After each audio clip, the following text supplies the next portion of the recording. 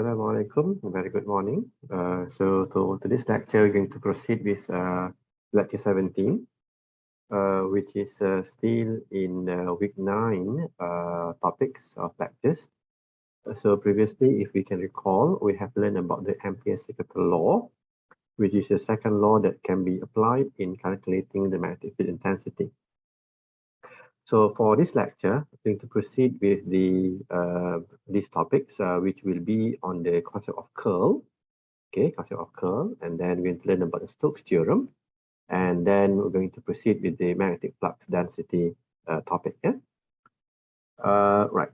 So let's have a look at these topics on lecture 17. So based on what we have explained just now, we're going to learn about the Stokes theorem. And then we're going to have a look on the magnetic flux density, and followed by the conclusion of the electrostatic and metastatic topics, which are the Maxwell's equation for the static field condition. Yeah? Reference for this lecture 17, we can get it from Sadiko, page of 309 to page of 320. And the motivation of this lecture 17 is to understand the concept of magnetic flux density. Okay, so just to recall the topics that we have learned in electrostatic previously in chapter 3, we have learned about the divergence theorem, yeah, which is a mathematical theorem that relates the surface integration and the volume integration. Yeah, so this is basically the divergence theorem that we have seen before, in which if we can rewrite for you, if we have any vector, let's say vector A, we can write that if we have a closed surface integration of vector A dot ds. So this can also be written as divergence of vector A dv. Okay, so this is what we call as a divergence theorem, which is a theorem used to relate the surface integration and the volume integration. And as such, from the equation of Gauss' law that we have learned previously in chapter 3, that if we have the d dot ds equal to the q enclosed, right? These equations on left-hand side can also be written as divergence of d dv, which means that the left-hand side of this equation, where we have the closed surface integration d dot ds, can also be written as divergence of d dv. It's a similar thing, yeah, because divergence theorem is a mathematical theorem used to relate the surface integration and the volume integration. And the same thing is applied for the case of metastatic field analysis. We have another mathematical theorem which is known to be a Stokes theorem. Okay, a Stokes theorem. So basically, if a divergence theorem relates the surface integration and the volume integration, so a Stokes theorem is a theorem used to relate the loop integration and the surface integration. Okay, so this is Stokes theorem, which states that if we have a closed loop integration of h dot dl, so this is similar to the surface integration of curl of h dot ds. It's a similar thing, sir. Okay, so I repeat that Stokes theorem relates the loop and the surface integration, which if you base on these equations here, okay, it gives us that the closed loop integration of h dot dl, basically it will be equals to the integration of curl of h dot ds. So these terms here is what we call as the curl of h, yeah, the curl of the vector of h, right? Yeah, so this is what we call as a curl, I mean Stokes theorem that relates the loop integration and the surface integration. And the important things that we need to know from the Stokes theorem is that it gives rise to this particular operation, which is called as a curl operation of the vectors. Yeah, right. So what is curl of the vectors? So the curl of the vectors is basically depending on the coordinate systems. And if you base on this slide, we can have the curl operators for these three different systems of coordinate. For instance, if we have the Cartesian, so the curl of h will be based on these terms. And if we have a cylindrical, so the curl of h will be based on this. And a spherical, the curl of h will be based on these terms. Yeah, so this is the operators for the curl operations. Yeah? Okay, if we can proceed now with the comparison between the electrostatic field and metastatic field. Yeah.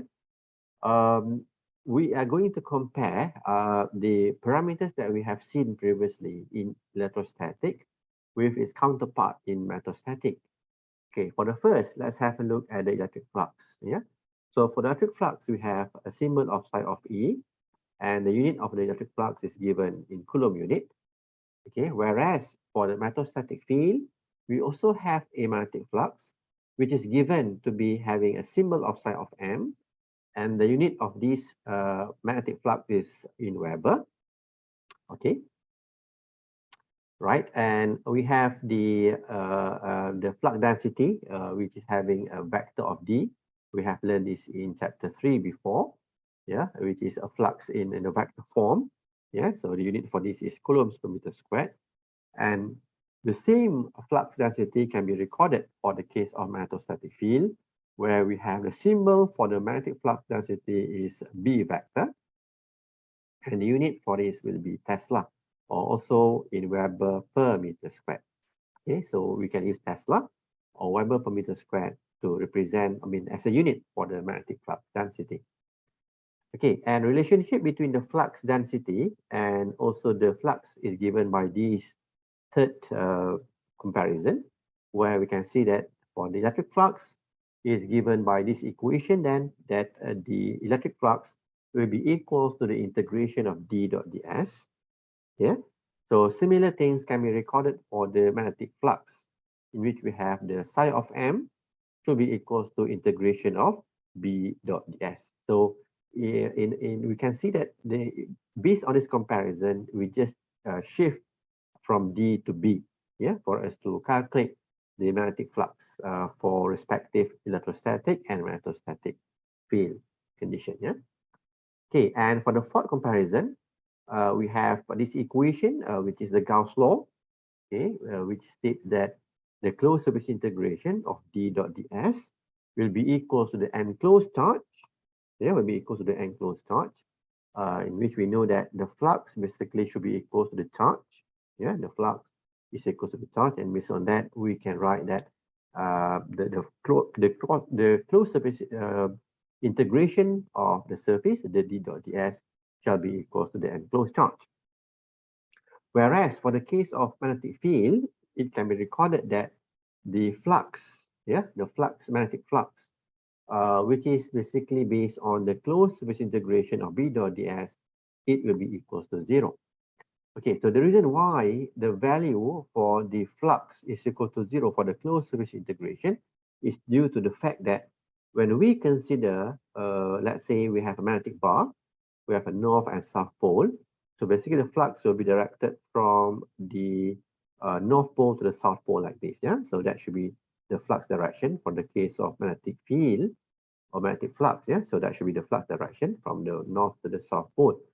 So if we consider a closed surface integration, yeah, let's say we take a closed surface integration, for instance, we take this particular condition, this particular area, and we consider a flux entering and a flux leaving the closed surface, we can see that the amount of flux entering the closed surface and the flux leaving the closed surface are the same, which means that the net flux are 0. Yeah, the net flux of 0. So that's why we can see that the closed surface integration of the b dot ds shall be equal to 0, yeah, which means that the flux leaving or entering, leaving and entering the closed surface structure will be equal to 0. So this is so known to be a Gauss law, yeah, Gauss law for magnetic field. Yeah, Gauss law for magnetic field. So this is Gauss law that we have seen previously in the case of electric field intensity, electric field study. So the same things applied for the case of magnetic field study. We also have a Gauss law, but the difference is that the Gauss law for magnetic field will be 0. Yeah, the closed surface integration of b dot ds should be equal to 0. Yeah. And the fifth comparison is that the relationship between the flux density and the field intensity. For the case of electric field study, we have the D vector equals to epsilon naught of E field, yeah, where the epsilon naught is what we call as permittivity in free space, yeah, permittivity in free space, which relates the flux generation, yeah, the flux generation for that particular material, yeah. The same things applied for the magnetic field study, we can see that relationship is given by this equation, where we have the flux density B is then equals to mu naught of H. Yeah, B vector equals to mu naught of H, in which mu naught is what we call as magnetic permeability. If you can refer to these parameters down here, the mu naught is what we call as magnetic permeability for a free space region or free space environment, whereby the value is a constant given by 4 pi times 10 power negative 7 Henry per meter. Yeah, Henry per meter. So this is mu naught, I mean the free space permeability. And basically the permeability is a parameter used to describe the material's behavior. Yeah, the material's behavior when it is applied with the magnetic field intensity. Yeah, how much the flux will be generated in that particular material when the magnetic field intensity is said to be excited on that material. Yeah, so this is what we call as magnetic permeability. Okay, so this is a comparison between the parameters that we have seen previously in electrostatic field study and the current study of the magnetostatic. Yeah, so we have a flux, we have a flux density, we have a Gauss law for magnetic field, and we also have relationship between the flux density and also the field intensity for the case of magnetostatic field study. Yeah. Okay, so let's have a look at these examples here related to the flux calculation, magnetic flux calculation. Okay, so we are given this example here whereby there is a loop, a rectangular loop of size A times B. Yeah, and we have an infinitely long conductor which carrying a current of I as shown here. Yeah, so I here basically is a current, yeah, flowing in the positive z direction. Okay, and the loop is separated from this particular current by a distance of d. The question is determine the magnetic flux through a rectangular loop. Need to find out what is the amount of flux passing through this particular rectangular loop. Okay, so based on this, the equation that shall be applied supposedly, psi of m, I believe, yeah, psi of m, because we are dealing with the magnetic flux, it should be integration of b dot ds. Need to use this equation to calculate the magnetic flux. Okay, so from this equation, what you need to know, there are two things. The first one is a ds vector. So ds vector should be the ds vector on this particular loop. Okay, so you need to know what is a ds vector. And then you need to know what should be the flux density B in this particular loop. Yeah, what should be the amount of magnetic flux density in this particular loop. Okay, so your task now is to basically obtain these two parameters. What should be the ds and what should be the vector of B. And if you base on this diagram, we know that the ds basically should be based on this rectangular dimension, I mean rectangular diagram, in which we can have it as equals to dy multiplied with dz in terms of its dimension, yeah, because this is given by dy and this should be the dz because this side is parallel to the y-axis and the z-axis respectively.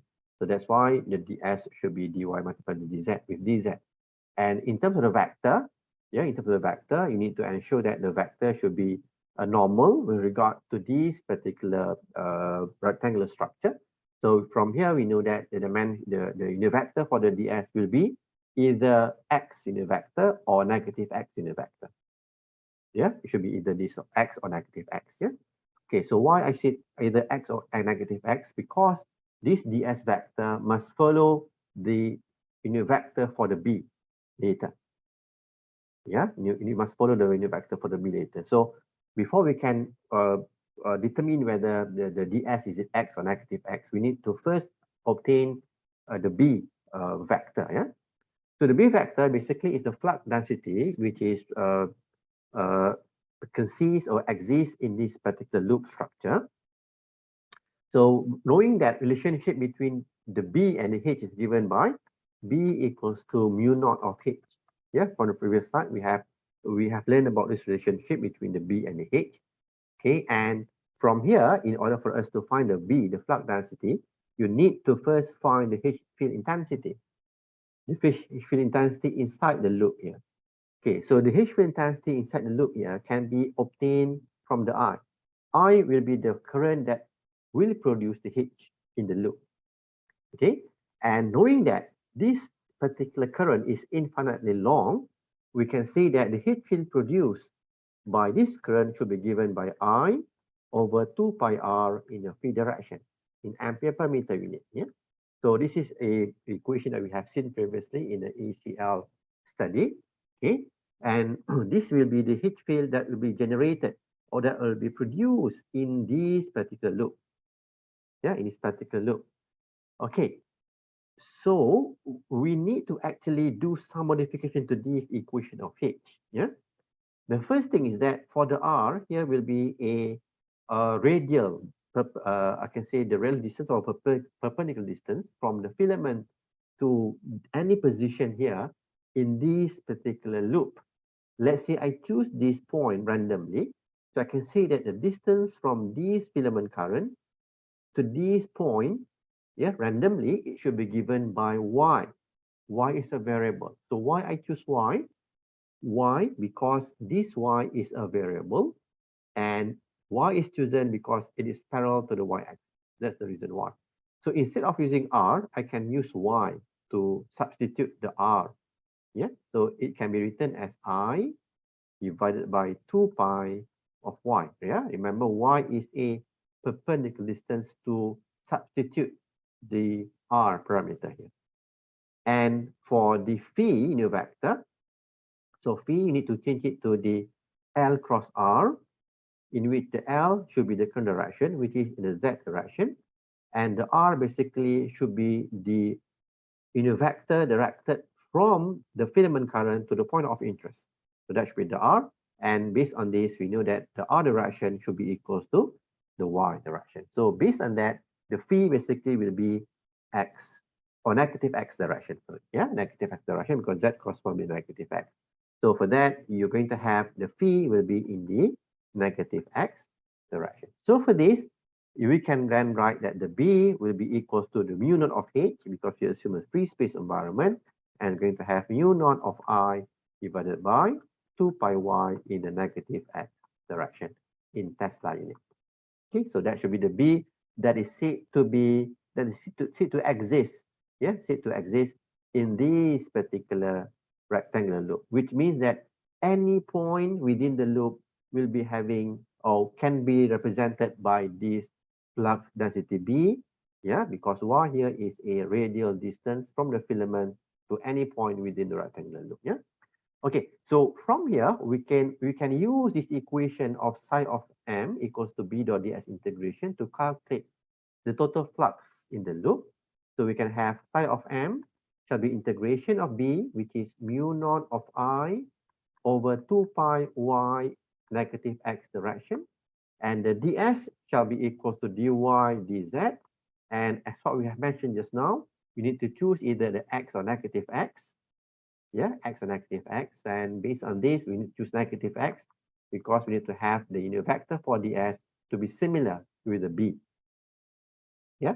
Okay, so from here, we're going to have mu naught of I over 2 pi, sorry, and we have integration of 1 over y dy and integration of dz. So y integration will be the length, yeah, length of rectangular structure in the y direction, which will be from d to a plus d, whereas the dz here is the range of integration for the height of the loop, which is from 0 to b.